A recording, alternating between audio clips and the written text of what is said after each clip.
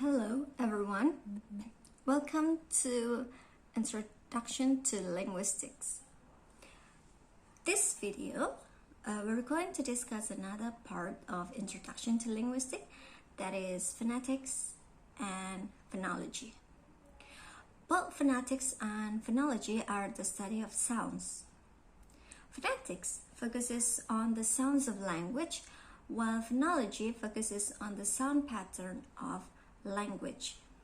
The difference between phonetics and phonology are going to discuss in this video. But first one, we will talk about phonetics. Here, Yule states about phonetics.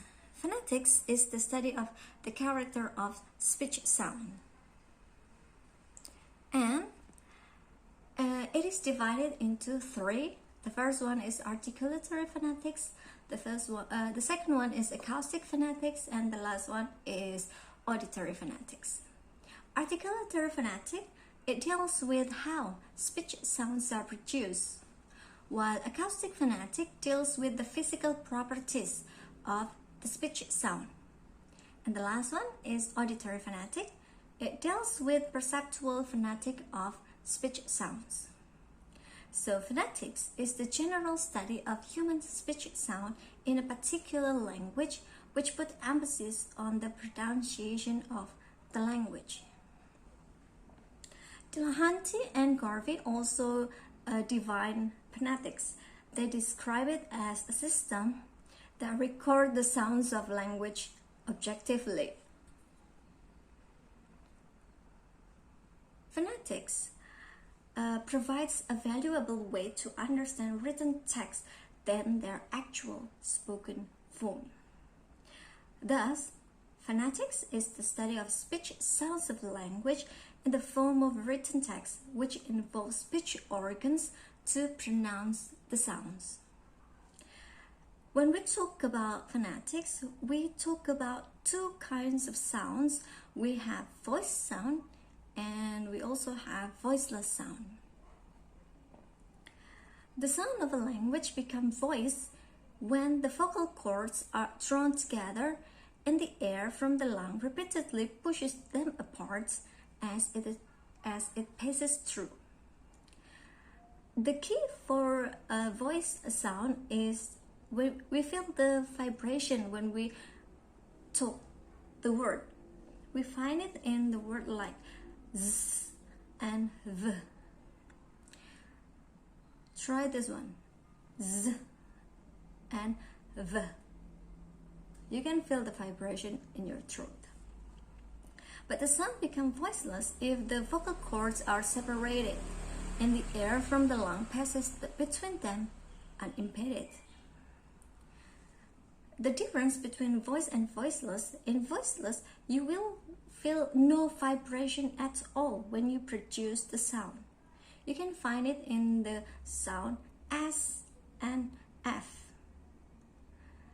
Try to produce this sound, S, F. See? There's no vibration in your throat. That's why they are voiceless sounds. Next, we move to the place of articulation.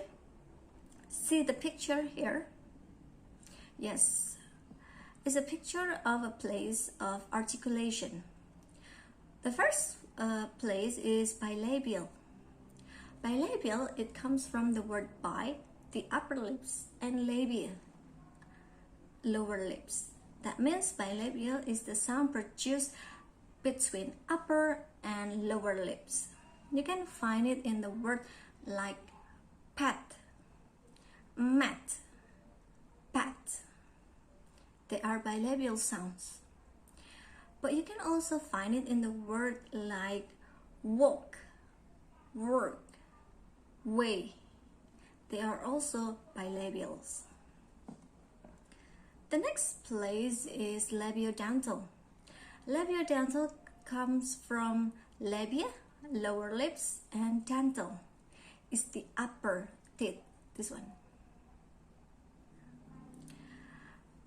We use labiodental when we want to produce voiceless sound like F and voice sound like v. For example, like life and live. They are labiodentals. In addition, there are also some words that are not written in F, but it pronounces as it sounds. For example, laugh, tertawa, laugh. It has no F in it, but we produce the word laugh with labiodental as laugh. And also cough, batuk, cough. Next place is dentals. The dental sounds are formed with upper front teeth and the tongue tip behind it. The symbol T represents voiceless dental sound. We can find it in the word like in thin, thing, three. They are dental sounds. The initial sound of thin, thing, and three are voiceless dental sounds. We can use it for voice sound also. We can find it in the word like the, that, thus, and etc.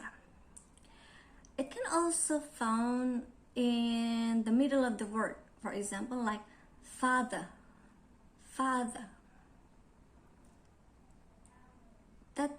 Those are dental sounds. Next place, we study about alveolars. Alveolars are formed with the front part of the tongue, this one, front, on the alveolar ridge and the upper teeth. We pronounce it in sound like t, s, d, and z, and also n as voice sound. When we produce with t, t, s, t, s, they are voiceless, but we will produce like d, z, and n. They produce as voice sounds. We can find it in the word like top, sit, deep, zoo, and not. Another sound that we can use in alveolars is L, like in left, and also R, like in right. They are alveolars. Try to produce this sound. Top, sit, deep, zoo, not. You can feel the difference between bilabial and alveolars. Next place is palatals. Palatal is also known as the alveolar palatal. It means that the sound produced involved behind alveolar ridge and hard part in the roof of our mouth. See? In the roof of our mouth. The example like in shout and shoe. This one. You can also find it in the word like child and also choose. They are also palatal sounds. The symbol of palatal like in sh and ch. Those are in voiceless sound of palatal, but you can also find it in the word like brush and also church. Those are also palatal sounds. Besides voiceless, palatal sounds are also found in the voice, and it can be found like in the word treasure or pleasure. They are voiced palatal sound. You can also find it like in the word like j, for example like joke, germ, George, and also you and yet. They are also palatal sounds. Next place is velars. Beyond the hard palate, this one, there is a soft area which is known as the soft palate or velum. When the back of the tongue meets the velum, it will produce velar sounds. We can find it like in the word like kid, kill, cat, cold. Those are the examples of velar sounds. You can find it in the initial and final sounds for velar, for example in cook, kick, and cope. Those are the examples of voiceless velar sounds. But you can find the voiced velar sound also like in the word go, give, glad. When you find it not in the initial part, but you can find it, for example, in the back part, like in back, tag, plaque. You can also find it like in sing, tongue, ring. Those are voice velar sounds. The last part is the glottal. The glottal sounds are represented by the symbol H and produced without active use of any parts of the mouth. For example, who, have, house. You see, in glottal there are no active use of any parts of the mouth. Those are for place of articulation. Next, we move to the manner of articulation. In addition to voiced and voiceless sounds, we can pronounce the phonetic symbols in various sounds. It is called manner of articulation, and it usually deals with consonant. The first one is stops. In this manner, we start and finish the air completely. Sounds can be articulately stopped when they block the airflow and then suddenly released. You can find it in the consonant like P, B, T, D, K, and G. Stops are also known as plosive. We can find it like tan or kid. When you pronounce tan or kid, you stop the air or you give some plosive when you produce it tan. When you produce the word like bed, it begins and ends with plosive. The glottal stop is represented by the symbol. It occurs when the space between the vocal cords are completely closed, then released. For example, when we pronounce ha-ha, which means no, between the first a and the second a, we do glottal H and then stops. Aha. This is the example of stop. Next, the manner is fricative manner. It happens when we let the air comes out through a very narrow passage and it creates friction. That's why it is called fricative. The sounds produced in this manner are F, V, T, D, S, Z, Sh, and J. We can find it in some words like fade, value, thick, there, size, rose, ship, vision. They are the examples of fricatives. Next, we have affricatives. Affricatives is actually the combination of stop sounds and fricative. The air is completely blocked and then abruptly released. The symbol that represent the affricative, like in ch and j, they are the combinations of stops and fricative.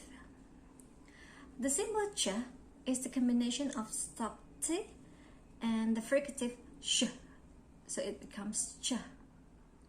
While the symbol j is the combination of stop d and the fricative sh, so it becomes j. You can find it in the word like cheap and jeep. They are the examples of affricatives. Next, we have nasal. Nasal sound is produced by pushing out air from the nose. So nasal is the nose. In English, we have three sounds in nasal. They are m, n, and ng. It can be found like in morning, knitting, name. Those are the examples of nasals. Next, we have liquids or approximant. Liquids refers to the articulatory that involve approaches each other, but they do not really touch. This manner is divided into lateral approximant and retroflex approximant. Lateral approximant describe a process when the air passes through the back tongue to the front tongue with a little block of the front tongue. You can find it in the word like L, like in let. The second one, the retroflex approximant, describes a process when the air from the back part of the tongue comes to the front tongue through oral cavity and produce the sound R. You can find it in the word like real. They are it is the example of retroflex approximant. Next, we also have glides. Glides is the sound between consonant and vowel. That's why it is called as semi-vowel. It represents with the symbol like in W and J. For example, in the word like wet and yes. They are the examples of glides or semi-vowels. You can see the voice and voiceless consonant sound in this table. Study it because it will help you a lot when you go deeper into the phonetics and phonology class. This one, we discussed about consonant. Now let's move to the vowel. The common characteristic of vowel is when nothing blocks the air passes through upper and lower teeth. The sounds produced are formed with the shape of the lips and the mouth. Vowels, they are typically voice sounds. Vowels also varies in quality, tone, intonation, and stress. You can study the following chart, this chart, to help you understand or comprehend more on English vowels. This one is the position of your mouth, and the upper one is the position of your lips. For example, When your lips are closed, you can find it in the word like I. And close with a. Open with a. And open is a. We have the vowel between open and open mid, that is a.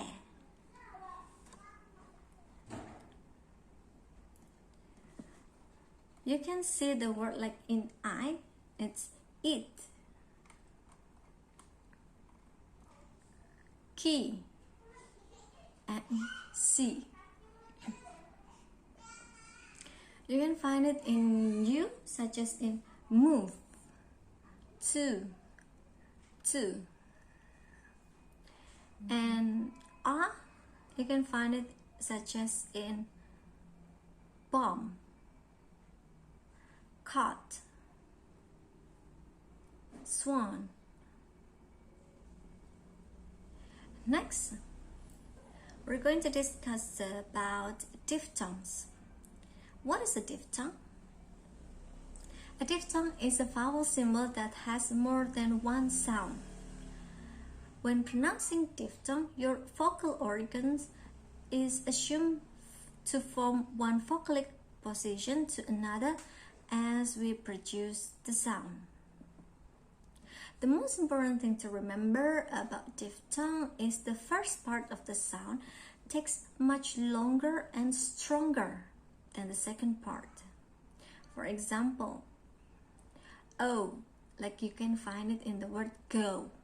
So you don't pronounce it like go, but it should be pronounced like go.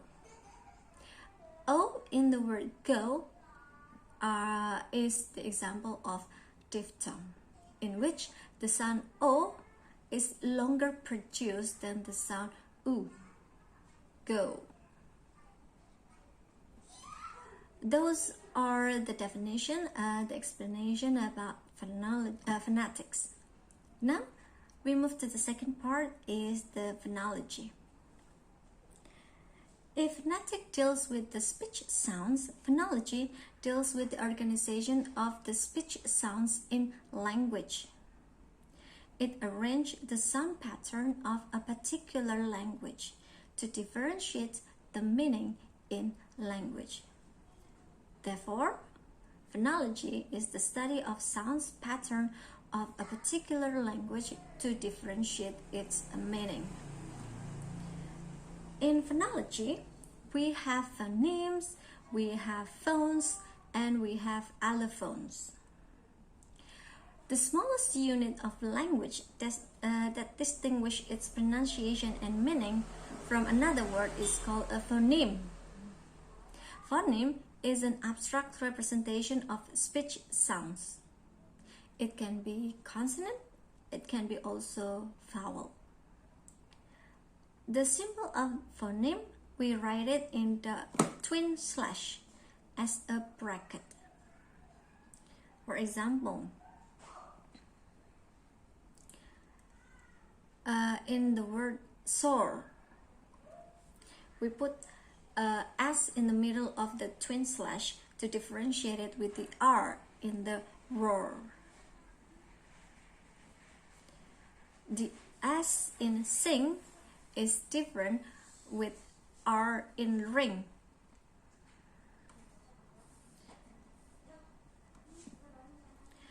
As we can see, substituting one phoneme to another may result in different meaning of the word. And generally, English has 44 phonemes. Yes, you can see in this chart. Yes, we have so many. We have 20 vowel phonemes for American English and 24 consonant phonemes for American English. There are different versions of a phoneme that are produced in actual speech. The difference is called as phones. For example, the sound T in the word top will be produced with an aspirated top. But when you see the word T, in the word stop. It's not aspirated. It's not giving a puff in the air. So that's the difference. The puff is not as strong as in the word top, even though both of them have T. Now you can try to put your palm in front of your mouth to test. Try to produce the word top and the word stop. You see the difference? The T in top and the T in stop.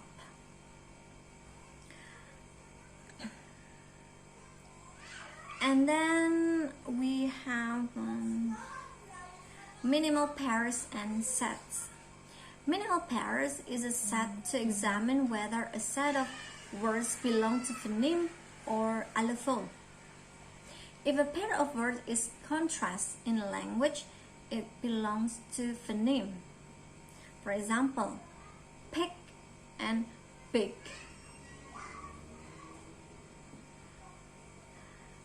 And when you can see a set of the word like pick, big, rake, dig, wig, thick, they are called as minimal set.